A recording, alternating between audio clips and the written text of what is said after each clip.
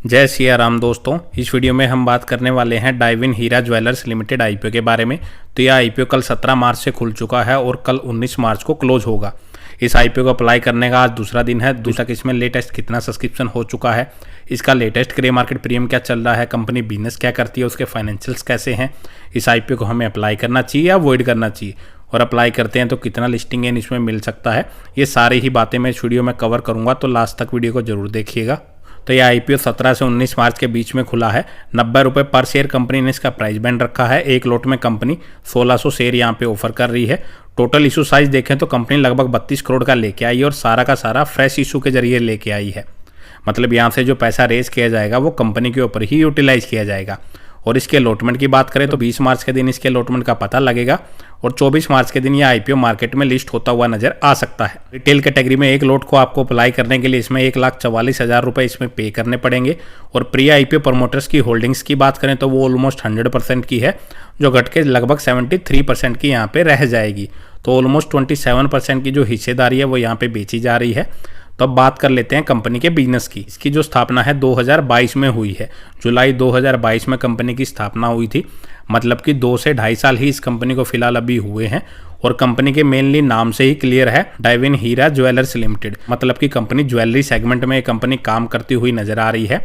और कंपनी के अगर हम मेनली बिजनेस को देखें तो कंपनी 22 कैरेट की गोल्ड की जो ज्वेलरीज होती हैं उनकी डिजाइन एंड मार्केटिंग का ये कंपनी काम करती है। बेसिकली आपको पहले बता देता हूँ, यह कंपनी हमारी B2B सेगमेंट में काम करती हुई नजर आ रही है। मतलब यह कंपनी अपने प्रोडक्ट को डायरेक्टली मार्केट में नहीं बेचती है। अदर जो कंपनियां होती हैं जो मार्केट में, उनको कंपनियां ये अपने प्रोडक्ट बेचती है, फिर वो कंपनियां उनको प्रोडक्ट को मार्केट में बेचती हैं।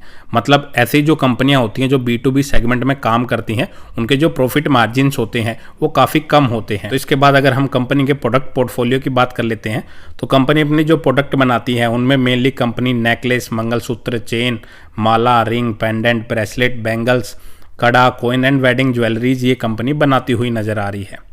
और कंपनी अगर हम देखें तो कंपनी गोल्ड एंड सिल्वर की जो ज्वेलरीज होती है वो मेनली बनाती है।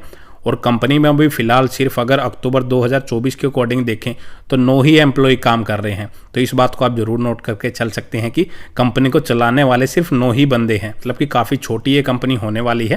तो इसके बाद हम कंपनी के फाइनेंशियल्स देख लेते हैं। जैसा कि मैंने बताया B2B सेगमेंट में कंपनी काम कर रही है तो इसके प्रॉफिट मार्जिन्स काफ़ी कम होने वाले हैं। और कंपनी की अगर रिवेन्यू की बात करें तो वो काफ़ी फ्लक्चुएट हो रहा है। 2022 में 142 करोड़ का रिवेन्यू था, जो बढ़ के फिर 2023 में 246 करोड़ के हो गए, लेकिन 2024 में वापस से गिर के 183 करोड़ के आसपास के रह गए।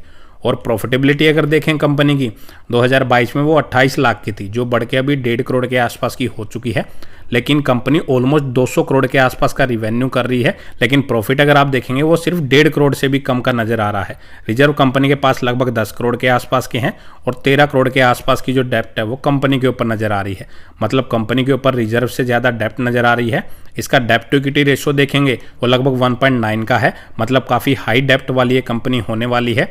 इसका मेनली कंपनी का ऑब्जेक्ट देख लेते हैं, मार्केट से जो पैसा रेज करेगी। तो कंपनी 3 करोड़ रुपए अपनी लोन की पेमेंट के लिए यहाँ पे यूटिलाइज करेगी। 19 करोड़ रुपए कंपनी वर्किंग कैपिटल की रिक्वायरमेंट के लिए यूज करने वाली है और लगभग 7 करोड़ के आसपास कंपनी जनरल कॉर्पोरेट पर्पज के लिए यहाँ पे यूज करेगी। तो ये तो हो गए कंपनी के बिजनेस, उसका ऑब्जेक्ट और कंपनी के जो प्राइस बैंड रखा है वो बातें। तो अब देख लेते हैं इस आईपीओ में लेटेस्ट कितना सब्सक्रिप्शन हुआ है। तो अभी इस आईपीओ को अप्लाई करने का आज दूसरा दिन है और अभी तक यह आईपीओ लगभग 0.7 गुना सब्सक्राइब हो चुका है। रिटेल कैटेगरी में लगभग 1.2 गुना और एनआई कैटेगरी में 0.2 गुना ही आईपीओ सब्सक्राइब हुआ है। तो ठीक ठाक ही पहले दिन इस आईपीओ को रिस्पॉन्स देखने को मिला था। और अभी इस आईपीओ को अप्लाई करने का आज का पूरा दिन बाकी है, कल का भी दिन बाकी है। तो हो सकता है कि शायद से अच्छा सब्सक्रिप्शन इस आईपीओ में हो जाए। उसका जो रीजन है वो है इसका ग्रे मार्केट प्रीमियम। कल तक इसका जो ग्रे मार्केट प्रीमियम 0% पे चल रहा था वो अब एकदम से बढ़ के सीधा 36% के आसपास चलता हुआ नजर आ रहा है। तो फिलहाल के अकॉर्डिंग तो ऐसा लग रहा है ठीक ठाक लिस्टिंग ये दे देगा, लेकिन ये एक ट्रैप भी हो सकता है। अगर आने वाले टाइम में मार्केट में गिरावट आती है तो ये गिरता हुआ भी नजर आ सकता है। तो आप मेनली ग्रे मार्केट प्रीमियम को फिक्स पैरामीटर मान के ना चले, वो घटता और बढ़ता रहता है, टोटली मार्केट के ऊपर वो डिपेंड करता है। तो अब सवाल आता है क्या इस आईपीओ को अप्लाई करना सही रहेगा या इसको अवॉइड करें। बेसिकली अगर कंपनी के फाइनेंशियल और उसके बिजनेस को देख के अगर हम बात करें तो कंपनी को सिर्फ 9 ही बंदे अभी चलाते हुए नजर आ रहे हैं। अगर उनमें से कोई बंदा छोड़ जाता है तो कंपनी कैसे चलेगी। प्लस कंपनी जो प्रॉफिट मार्जिन है वो काफ़ी कम है। 200 करोड़ के कंपनी रिवेन्यू कर रही है लेकिन प्रॉफिट सिर्फ 1.5 करोड़ का ही कर पा रही है। कंपनी की सेल्स भी अगर आप देखेंगे वो काफ़ी फ्लक्चुएशन उसमें नजर आ रही है, एक स्टेबिलिटी उस पर नजर नहीं आ रही। डेप्ट टू इक्विटी रेशियो भी 2 के आसपास का है, काफ़ी हाई डेप्ट कंपनी के ऊपर है।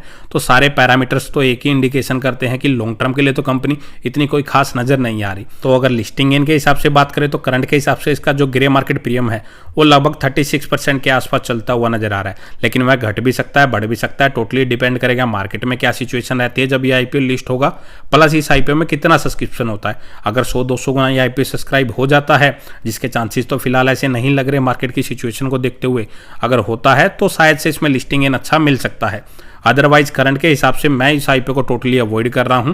आप अपना जो भी डिसीजन ले एक बार अपने फाइनेंशियल एडवाइजर से जरूर डिस्कस कर लें, उसके बाद ही अपना कोई डिसीजन ले, क्योंकि ये एक एसएमई आईपीओ है और ऐसी आईपीओ में कंपनी की अगर आप देखेंगे तो काफ़ी छोटे पैमाने पर कंपनी बिजनेस कर रही है, तो कंपनी के लिए ये काफ़ी रिस्क की बात होने वाली है। तो आप अपना रिस्क और रिवार्ड दोनों ही सोच के चलें और अपना रिस्क एनालिसिस करने के बाद ही अपना कोई डिसीजन लें।